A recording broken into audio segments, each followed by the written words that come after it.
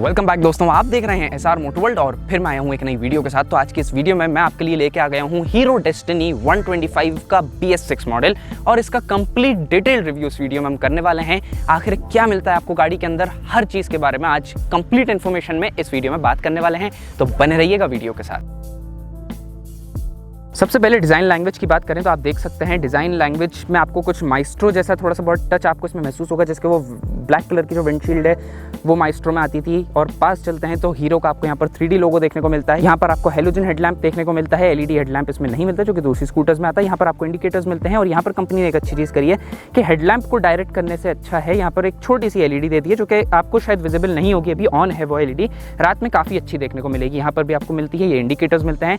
ये जो पूरी फ्रंट पैनलिंग है ये फाइबर की आपको मिलती है और ये जो है ये मेटल का आपको यहाँ पर देखने को मिलता है। साइड प्रोफाइल की अगर हम यहाँ पर बात करते हैं तो यहाँ पर आपको डेस्टिनी का 3D लोगो देखने को मिल जाता है। कलर जो क्वालिटी है मुझे काफ़ी अच्छी लग रही है, व्हाइट कलर जो है इसका पर्सनली मुझे भी बहुत ज़्यादा अच्छा लग रहा है और अट्रैक्टिव महसूस हो रहा है। रेयर प्रोफाइल अगर हम देखते हैं तो रेयर प्रोफाइल आप देख सकते हैं। रेयर प्रोफाइल के बारे में मैं कुछ खास कह नहीं सकता, ये आपकी पर्सनल ओपिनियन है, ये कंट्रोवर्शियल टॉपिक है। यहाँ एग्जॉस्ट मफलर आपको बिल्कुल राउंडेड और बोल्ड लुकिंग एग्जॉस्ट मफलर देखने को मिलता है और साइड प्रोफाइल पे यहाँ पर आपको सिल्वर कलर के फाइबर एक्सेंट्स देखने को मिल जाते हैं। जो साइड का जो पार्ट है ये मेटल का आपको देखने को मिलता है। तो डिज़ाइन और लुक्स के मामले में कुछ खास मेरी पर्सनल ओपिनियन दे नहीं सकता। काफ़ी कर्वी डिज़ाइन है, ना ही ज़्यादा शार्प और एग्रेसिव लुकिंग स्कूटर है, बिल्कुल कर्वी और simple sober decent looking scooter है। कुछ ज़्यादा खास चीज़ें इसमें नहीं देखने को मिलती हैं। डिज़ाइन एलिमेंट्स ओके हैं, डिसेंट है। इंजन की अगर हम यहाँ पर बात करते हैं तो इसमें आपको ब्लैक कलर के क्लच कवर के साथ इंजन देखने को मिलता है जो कि काफ़ी स्टाइलिश सा थोड़ा इंजन दिख रहा है। और इसके जो पावर फिगर्स की अगर हम बात करें तो मैक्स पावर ये इंजन 9 bhp की प्रोड्यूस करता है और मैक्स टॉर्क 10.4 न्यूटन मीटर्स का मैक्स टॉर्क प्रोड्यूस करता है। इंजन जो है वो फ्यूल इंजेक्टेड है और किक स्टार्टर आपको इसमें मिल जाता है। फ्यूल इंजेक्शन से क्या होता है कि इंजन में लगाए जाते हैं सेंसर्स, वो सेंसर्स खुद बताएंगे इंजन के चलने के बेसिस पे कि कितना पेट्रोल इंजन को चाहिए, तो उतना पेट्रोल जो है सप्लाई कर दिया जाएगा। फ्यूल इंजेक्शन में आपको 1 से 1.5 लीटर पेट्रोल मिनिमम रखना चाहिए, तो उससे फ्यूल पंप जो है काफ़ी अच्छा रहता है। जैसे कूलर का पंप रहता है तो उसमें पानी अगर आप नहीं रखते तो कूलर का पंप खराब हो जाता है, वैसे ही सेम केस इसमें भी देखने को मिलता है।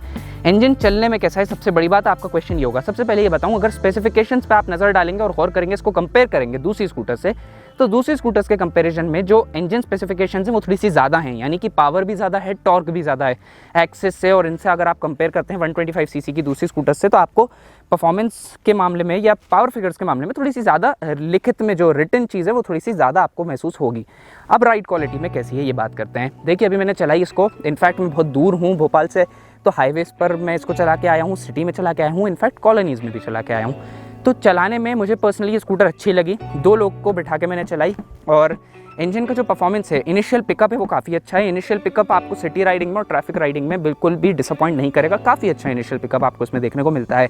और मिड रेंज परफॉर्मेंस में क्या है, यानी कि अगर जैसे आप नॉर्मली चल रहे हैं और कोई चढ़ान आ जाती है और आप एक्सेलरेट करते हैं गाड़ी को, तो थ्रॉटल रिस्पॉन्स उतना क्रिस्प नहीं है, यानी कि थोड़ा सा लैगी थ्रॉटल रिस्पॉन्स है। यानी कि आप एक्सेलेटर देंगे तो गाड़ी को उठने में थोड़ा सा टाइम लगता है, स्पीड पकड़ने में टाइम लगता है, तो थोड़ा सा लैगी थ्रॉटल रिस्पॉन्स है। एक्सेस क्योंकि लाइट वेट है तो उसके कंपेरिजन में ये थोड़ी सी लैगी जो इसका थ्रॉटल रिस्पॉन्स है वो फील होता है। टॉप स्पीड की अगर हम बात करें तो हाईवेज पर जो मैं 2 लोग के साथ टॉप स्पीड में टच कर पाया हूँ वो है 85 के आसपास।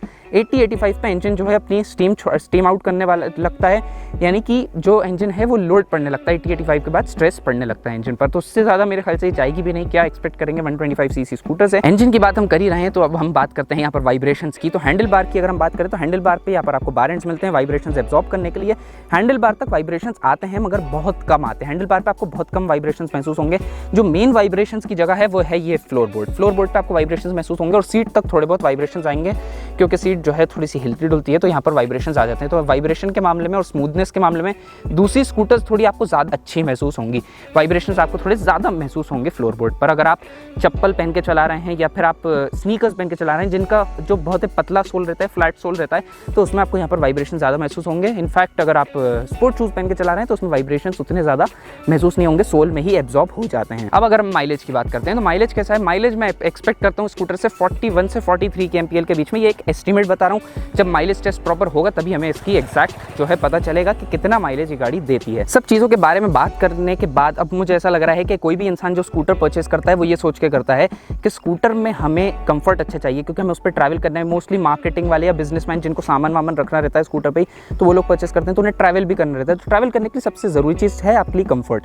तो आइए सीट की तरफ चलते हैं और देखते हैं कि सीट आपको कैसा कंफर्ट देने वाली है। यहाँ पर आपको सीट काफ़ी अच्छी देखने को मिलती है। सीट की जो ये हाइट है ये काफ़ी अच्छी है, यानी कि सीट का प्लास्टिक यहाँ पर है और कुशन यहाँ पर है, तो सीट कुशन जो है वो काफ़ी अच्छा है। इनफैक्ट प्लास्टिक यहाँ पर है और कुशन यहाँ पर है, तो सीट कुशन की जो ये विड्थ है ये काफ़ी अच्छी है। कुशनिंग सीट की काफ़ी अच्छी है, थोड़ी सी हार्डर साइड पर है मगर बेटर है और राइडर के लिए भी कंफर्टेबल है।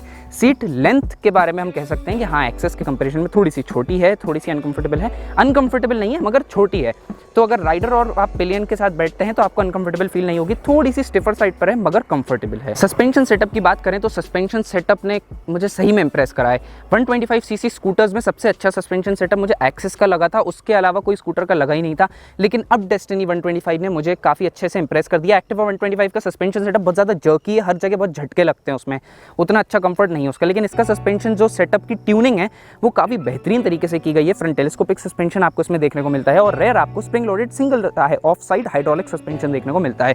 सस्पेंशन सेटअप की ट्यूनिंग काफ़ी बेहतरीन है और काफ़ी अच्छी है इंडियन रोड्स के हिसाब से, यानी कि अगर आप हाईवे पर ट्रैवल करते हैं तो भी आपको गाड़ी जो है काफ़ी प्लांटेड और सेफ फील होगी, चलाने में नर्वस फील नहीं होगा। और अगर आप सिटी में ट्रैवल करते हैं या आप कॉलोनीज़ में चलाया मैंने गाड़ी को, तो कॉलोनीज़ में चलाते टाइम भी मुझे जो है ऐसे ख़राब रोड्स का सामना करना पड़ा, तो उस टाइम भी मुझे काफ़ी अच्छा इसका कंफर्ट देखने को मिला। तो कंफर्ट और सस्पेंशन सेटअप के मामले गाड़ी अच्छी है। सीट थोड़ी सी हार्डर साइड पर है जो कि लॉन्ग राइड्स में थोड़ी ज़्यादा बेटर फील होती है। लेग स्पेस की अगर हम बात करते हैं तो ये अगर मैं स्कूटर पे बैठा हूँ और ये लेग स्पेस आप देख सकते हैं, ये जो स्कूपिंग की गई है ये काफ़ी अच्छी है।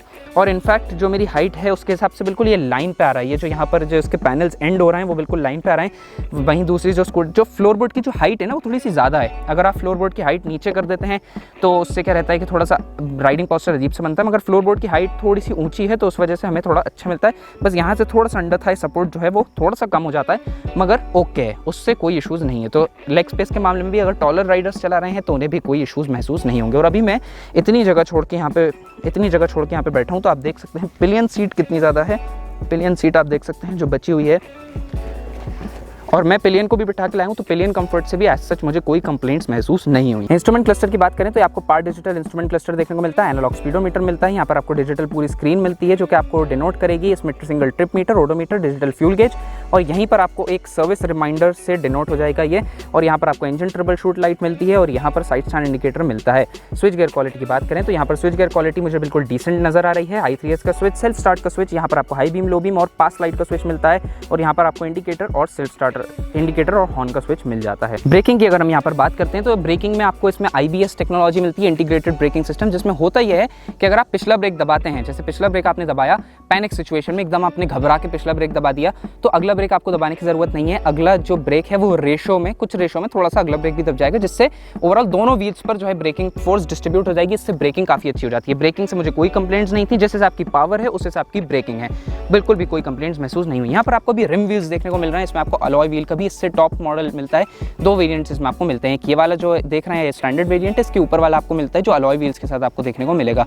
ये आपको रिम व्हील्स देखने को मिल रहे हैं सिल्वर कलर के, 80/100 का आपको टायर देखने को मिलता है और रेयर भी 80/100 का टायर देखने को मिलता है। रोड ग्रिप के हिसाब से गाड़ी अच्छी है, हैंडलिंग के हिसाब से अच्छी है। हैंडलिंग में आपको कोई मतलब ऐसी चीज़ महसूस नहीं होगी। अगर आप ट्रैफिक में चला रहे हैं तो मैनूवरेबिलिटी काफ़ी अच्छी है, यानी कि अगर आपको कहीं फ्लिक करना है, गाड़ी को राइट लेना है, लेफ्ट लेना है, तो लेन चेंजिंग में भी आसानी है। कर्व वेट की बात करें तो ये VX मॉडल है, इसका 113 kg का कर्व वेट है, और जो LX मॉडल है इससे टॉप मॉडल उसका 114 kg का कर्व वेट है। तो एक्सेस और इन सब के मुकाबले थोड़ा सा वेट ज़्यादा है, तो थोड़ी सी रोड पे प्लांटेड रहती है, हैंडलिंग थोड़ी अच्छी महसूस होती है। और ग्राउंड क्लियरेंस की बात करें तो ग्राउंड क्लियरेंस थोड़ा सा मुझे लो फील हो रहा है, जैसे कि आप देख सकते हैं 155 mm का इसमें ग्राउंड क्लियरेंस मिलता है। चलिए अगर प्रैक्टिकलिटी की बात करते हैं तो यहाँ पर आपको फ्रंट हुक मिल जाता है जिससे आप कैरी बैग्स हैंग कर सकते हैं, और यहाँ पर आपको ये रिट्रैक्टेबल हुक मिल जाता है जिसको ये ऊपर नीचे ऐसे आगे पीछे हर जगह ये शिफ्ट हो जाएगा, और यहाँ से आप इसमें ओपन करके जो भी आपको सामान कैरी बैग है वो आप इसमें हैंग कर सकते हैं। लेग स्पेस में आपको दो हुक्स मिलते हैं, एक ये और एक ये। अब प्रैक्टिकलिटी में एक और चीज़ जो आपको अच्छी मिलती है वो है ये, अगर आप देख सकते हैं ये लॉक से आपको यहाँ पर इसमें इस गाड़ी में साइड में आपको कोई की स्लॉट देखने को नहीं मिलेगा। इसी से आपका फ्यूल टैंक भी खुल जाएगा, इसी से अंडर सीट स्टोरेज भी खुल जाएगा। अगर आप इसको लेफ्ट में घुमाते हैं तो इससे अंडर सीट स्टोरेज खुलेगा, और अगर आप इसको दबा के राइट में घुमाते हैं तो आपका फ्यूल टैंक खुल जाएगा। तो ये जैसा कि आप देख सकते हैं इसमें आपको एक्सटर्नल फ्यूल टैंक देखने को मिलता है, और फ्यूल टैंक का जो शेप है वो काफ़ी अच्छा है, यानी कि डायरेक्ट यहाँ से आपका जो आई कांटेक्ट होगा वो फ्यूल के जो नीचे का बेस पार्ट है उससे होगा, तो आपको पेट्रोल जो है इसमें देखने में आसानी होगी। एक्सटर्नल फ्यूल टैंक है, वहीं से आप खोल सकते हैं, तो ये प्रैक्टिकलिटी की काफ़ी अच्छी चीज़ है। और अगर अंडर सीट स्टोरेज की बात करते हैं हम, तो ये आप देख सकते हैं under seat storage. Under seat storage में आपको यहाँ पर बूट लाइट मिल जाती है, आप देख रहे हैं, और बूट लाइट आपको इसमें लगवानी पड़ेगी जो कि इसके टॉप मॉडल में देखने को मिलता है, और यहीं पे आपको मोबाइल चार्जिंग का भी स्लॉट देखने को मिल जाता है। तो अंडर सीट स्टोरेज ओके दिख रहा है। Medium size half face helmet इसमें फिट हो सकता है। ये एक्टिवा 125 और एक्सेस 125 के बीच में अब आती है। तो अगर आपको लाइट वेट स्कूटर चाहिए तो आप एक्सेस पे जाइए, अगर आपको नॉर्मल वेट स्कूटर चाहिए, मिडिल वेट स्कूटर चाहिए और सीट हाइट कम चाहिए है और बिल्कुल बेसिक स्कूटर चाहिए अच्छे एवरेज के साथ, हीरो के इंजन के साथ और अच्छा इंजन चाहिए, तो आप इस पर जा सकते हैं। तो दोस्तों आज की वीडियो में बस इतना ही। अगर ये वीडियो आपको पसंद आई हो तो वीडियो को लाइक करिएगा, चैनल को सब्सक्राइब कर बिना ना जाएं। So guys thanks for watching, stay tuned, till then wait for my next upcoming interesting video.